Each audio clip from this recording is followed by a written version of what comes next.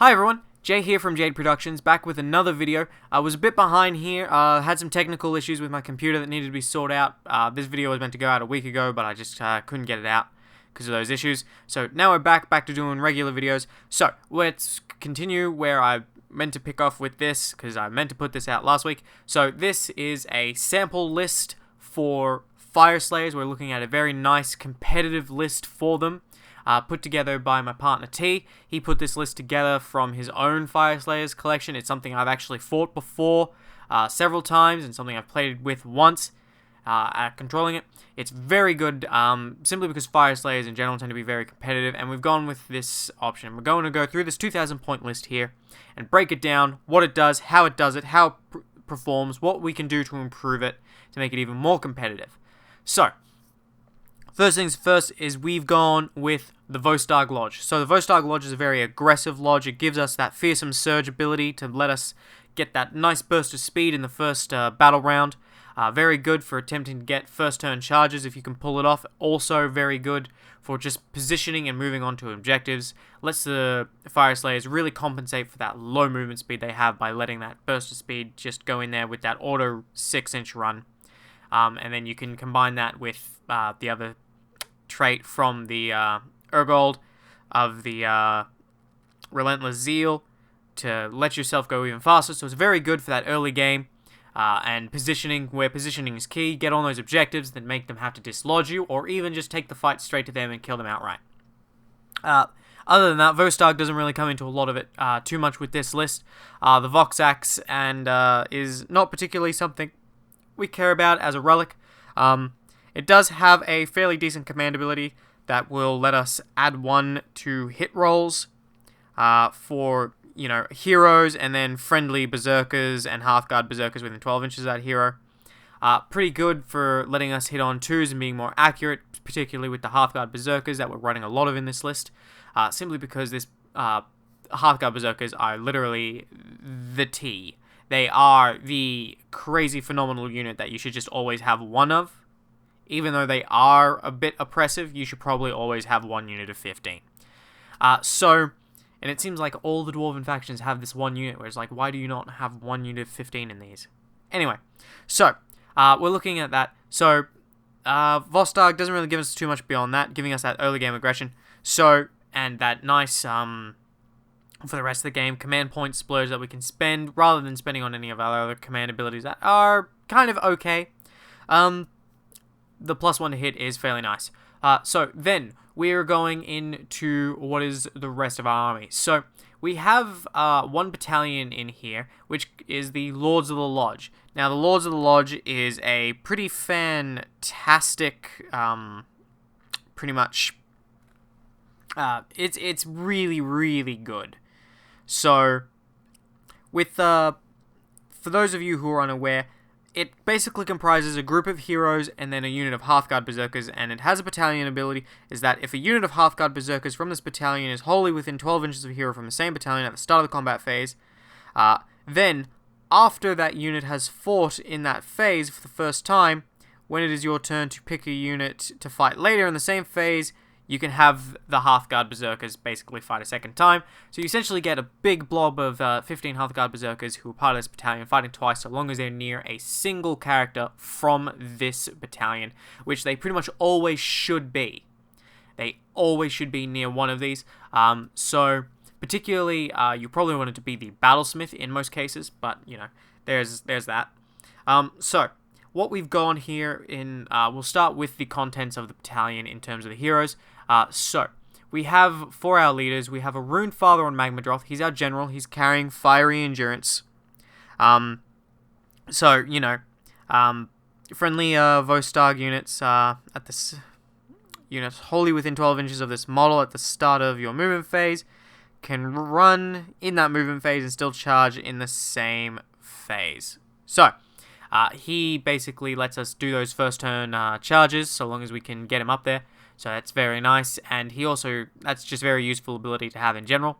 The Vox Axe itself is something we don't really care about. It's not a particularly good relic, but, it is there. It improves our Ren characteristic by 1, and gives us unmodified 6s to hit adding 1 to our damage for our great axe.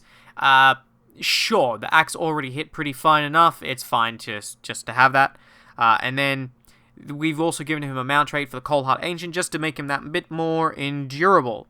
So with the Cold Heart Ancient, basically, you worsen Ren against him, so Ren 1 becomes Ren 0, Ren 2 becomes Ren 1.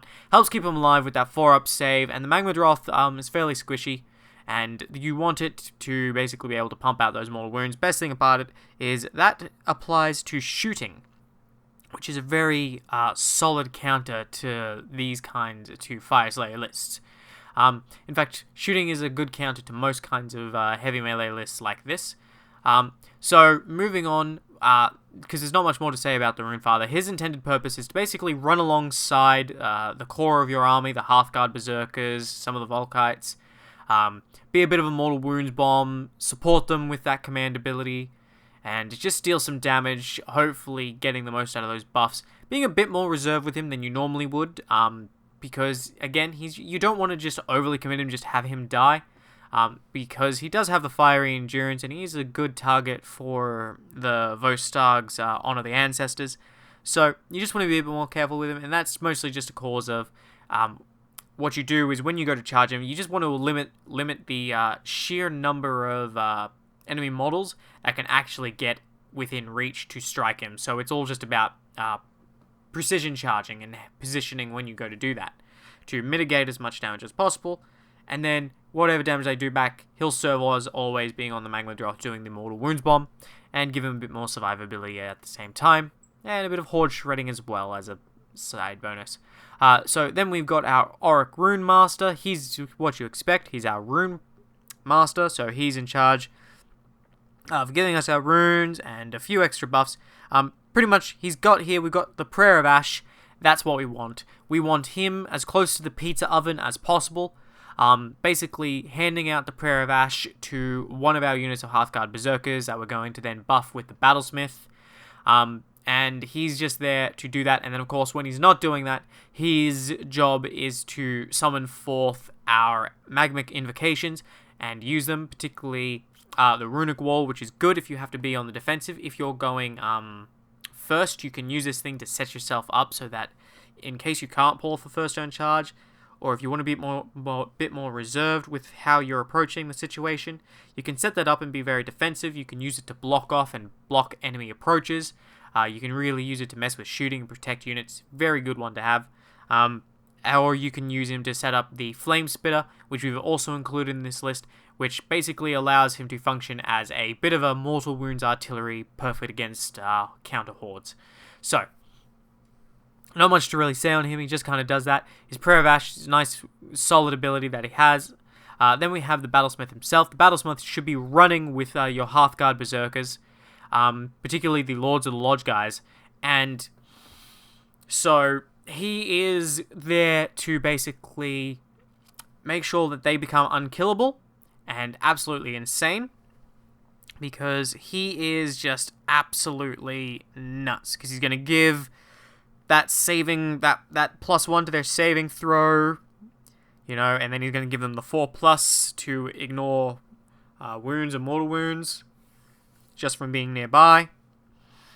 So, yeah, he's gonna have some utility there. But then we've given him our extra artifact, an Alcidian Icon, so that basically if someone tries to mortal wounds and try to get magic through to you and try to out-magic you, a place where you basically have no presence, your Alcidian Icon on him basically just goes, no magic. If you want to use magic, it's gonna not work half the time. 50-50 chance that'll work, so you now have to waste your time doing that. Particularly good, nice defensive. Generally, the idea with this list is that a lot of your stuff is going to be basically clustered around him in the early game, and then a few of your other things, like your Volca Berserkers, are going to be spread out on the edges, and Grimrath Berserkers as well, on your flanks as you move on forward. While basically the rest of your hammer just surges forward under the protection of the Battlesmith and the Rune Master with the Runefather watching. So it's a nice, very simple, but it will require some nuance to pull off successfully against someone who knows and expects and knows exactly what this list does. Particularly if they basically decide to go, nope, not fighting that. I'm just going to go and play the objectives, in which case you will have to adapt your strategy. Especially depending, and what you have to adapt to will basically depend upon what the objectives are, which it varies because there's a great number of different scenarios in Age of Sigmar. So, then not in our Lords of the Lodge battalion as our first leader. That's not in it. Our Auric Runesmiter. So our Auric Runesmiter, he's got the Forge Key, just for that extra 18 inches on his Runic Empowerment. His Runic Empowerment giving us a good solid prayer that will let him re-roll, let you pick a unit and let them re-roll wound rolls. Very good when you pair it up, particularly with the Hero Honor the Ancestors ability that Vostok gives us as the command ability. On top of that, he also knows the Searing Heat, which lets you subtract 1 from attacks made by a unit. So really good at neutering stuff, really debuff, really strong buffs and debuffs that your priests give you in this army. And then the Auric Runesmiter on top of that, he's capable, because he's on foot, he's capable of being the Magma Tunneling, which means he gives you a lot of versatility. So in the deployment, you can make a very conscious effort of deciding, okay, do I want to have him on the field beginning with, along with my second unit of Hearthguard Berserkers or a second unit of Volca Berserkers, and I want to move them all up because this is a scenario where reserves aren't allowed, or a scenario where my enemies basically can control the field and I don't want to have to basically try and find a spot, and it's going to be a waste of time to try and deep strike and place guys anywhere on the board from reserve to try and make the most of that mobility. So I'll just start him on the board. Whereas other times it might be, okay, I'm going to take him, I'm going to take that unit of 15 Hearthguard Berserkers that is not from the Lords of the Lodge, and I'm going to put them in there, and they're going to be a surprise pop-up unit that I can put on the flanks and charge on in and basically squish the enemy between my 2 hordes of Hearthguard Berserkers. Or you might instead stick them with the Volca Berserkers and have them camp on objectives for help taking that. It really varies. He's got a lot of utility when you combine him with that. And mostly all he's really there for is he gives that good debuffs, and he gives that good buff, and then he offers you the mobility option should you desire it. So, then we have our battle line. So in our battle line, it's quite simple. We have 15 Hearthguard Berserkers as part of the Lords of the Lodge. So the reason 15 Hearthguard Berserkers here is simply because 20 Hearthguard Berserkers makes you a dick, and is really, really oppressive. Don't do it if you want to have a friendly game. But that being said, you could also drop one of the units or the Magmic Invocations and take them to 20 Hearthguard Berserkers. 15 Hearthguard Berserkers serves you just perfect. They're not as expensive. The maximum is 20. They dropped it down to 20 in one of the FAQs, just because Hearthguard Berserkers are so good, and you really only need 15 of them. Because 15 of them, that's a lot of wounds. Because, let's see, you've got...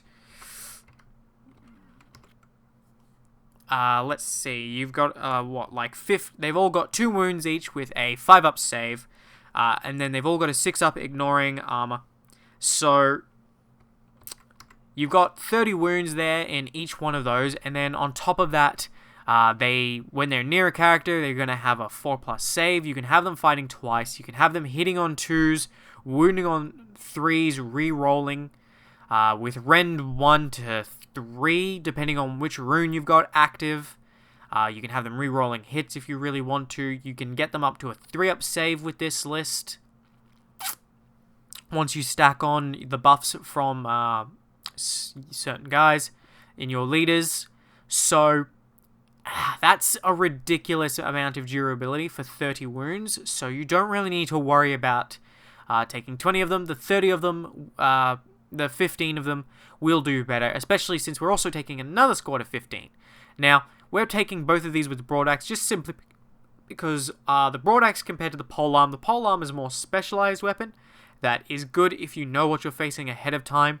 It's very good for carving through very particular targets, particularly those with a high armor save, such as elite brick units with the mortal wounds that it can inflict, or carving through really just fragile hordes. However, the broadaxe is more utility as it performs generally better against pretty much all targets, but it doesn't offer that mortal wound output. So there's that. Then we have our Hearth. We have second unit of Hearthguard Berserkers, as I said. So we have 2 squads of 15. One of those is not in the Lords of the Lodge. Only one of those is in the Lords of the Lodge. And that's the one. The one that's in the Lords of the Lodge is the one that you want to be starting on the field if you're starting any on the field, and you want that one to be close enough to a hero at all times to let it fight a second time. The second squad, you can use that, again, as I mentioned, with the Auric Rune Smiter to get in from behind, to take a flank, to use that to basically have more positioning and more aggression. 2 of these are the 2 units of 15 charging an enemy's front line will probably smash it to pieces and take just about everything they have to repel. So that is a particular thing to keep in mind. Then we have 2 units of Volca Berserkers. Now, we've given them 2 different weapon options simply because in this particular case, this is what T owns. But you could do a couple of different things, but the idea is essentially that there's 2 units of 10 Volca Berserkers. They sit in the backfield, they sit on objectives, they capture objectives, they take the aggression when they need to, and they're otherwise hard to dislodge, and they sit on your flanks and help corner the enemy in and counter some of their lighter units. So Volca Berserkers, even though I say that, they still are very, very good.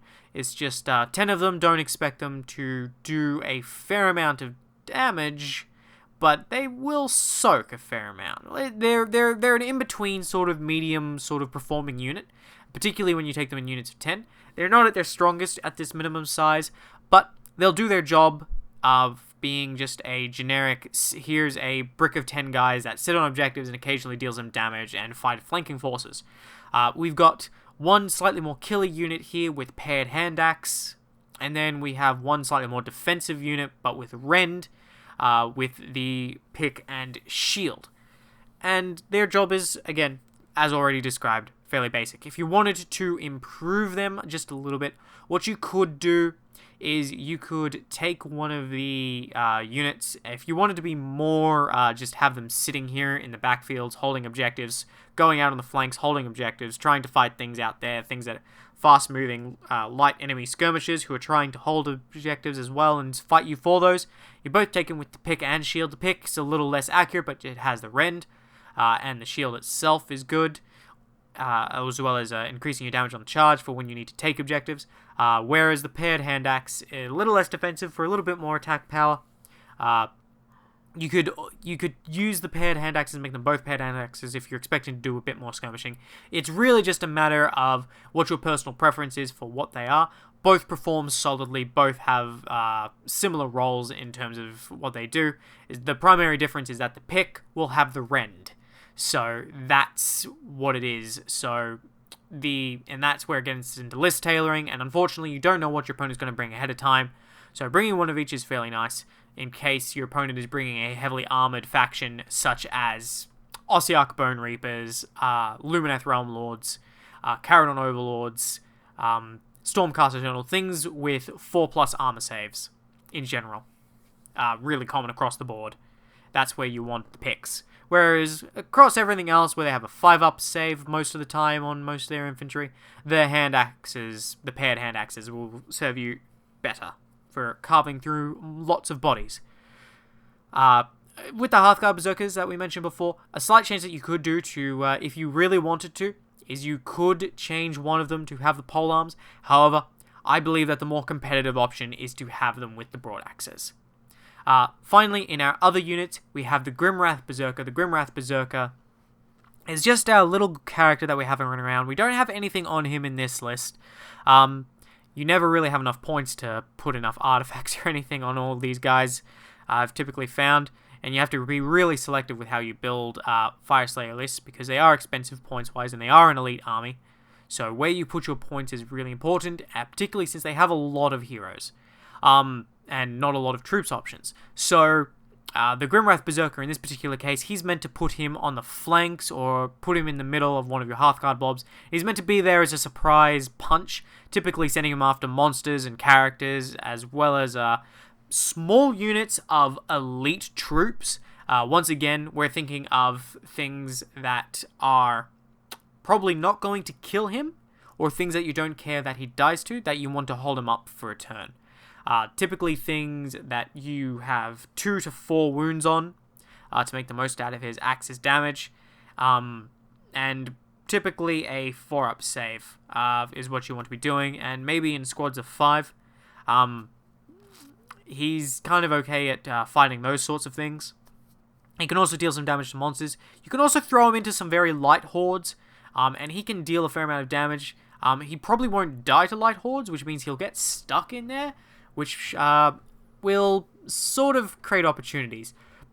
Essentially, this guy is meant to just be running along through your army, just sort of blocking and jumping into things that, you know, just to stop the Hearthguard from being flanked, or to deal with something that you don't want getting into the Hearthguard for a turn, or there's a character there and you see an opening, so you're going to take it out while you still can, because he's very killy, and he still gets to fight twice no matter what, almost all the time, so he's particularly good in that fashion. He's also just a really cheap, nice, killy option to have in there. So, that, and he's yet another character as well, who does also contribute to the Hearthguard Berserkers getting that 4-up to ignore damage. So long as a Hearthguard have that 4-up to ignore damage, they are absolutely insane. I still don't understand why it was never changed to be a 5-up to ignore damage, but it is. It's a 4-up, so that's what they've got. So all of this combined creates a very competitive list that can be very aggressive, hold objectives, be very difficult to shift on the defensive, and be absolutely murderous when attacking. So, and it's very simple. The nuance is going to come down to how you make use of your prayers, and how you make use of the magma invocations, and how you charge. Again, but these are all simple things that you pick up from Age of Sigmar over time through practice and playing it, in terms of learning when and how to charge, when to be aggressive, who to charge, what order to pick people to fight with.